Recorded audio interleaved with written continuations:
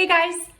So I wanted to jump on really quick, maybe a little ranty, but really quick about private mortgage insurance, what it is and how to avoid it. So what it is private mortgage insurance, PMI.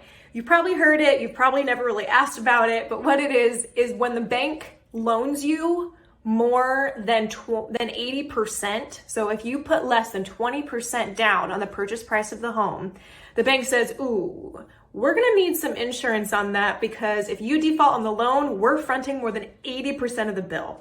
And that's a lot of dough.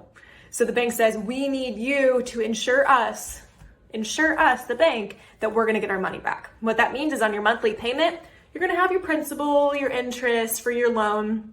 If you're not paying cash, then boom, you also have your PMI. And that sucks because that's an extra piece of cash that's not going into your equity and not going into your kid's college fund or whatever vacation you have planned. So the way to avoid it is to put 20% or more down. So on a $100,000 house, you need $20,000, $200,000, $40,000, et cetera, et cetera. And I know that's a bunch of money. That's essentially a salary if you get up there in the numbers.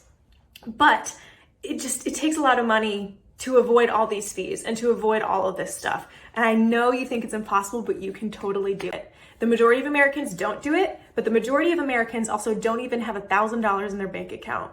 And what happens when your water heater breaks? How are you gonna fix it if you don't have $1,000 on, right? That all aside, what it means is that you're really not paying a lot into your equity because you have all these interest and all these little fees on top of it.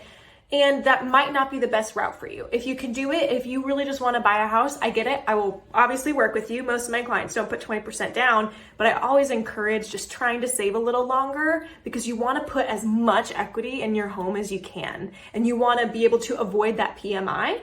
Even if you can't put the 20% down, if you put 10, that's better than 3 because you're going to get to 20% faster and the PMI goes away. And for my first time home buyers watching, stop calling it your forever home for your first home. I don't know the percentage, but I'm pretty sure it's over 90% of people, the first house they buy is not the house they stay in forever.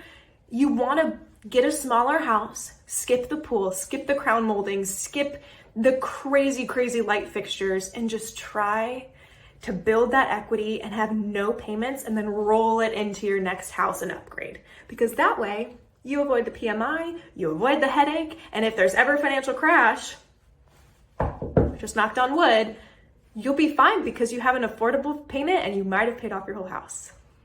So rant over. PMI is private mortgage insurance. Try to avoid it. To avoid it, pay 20% or more as a down payment.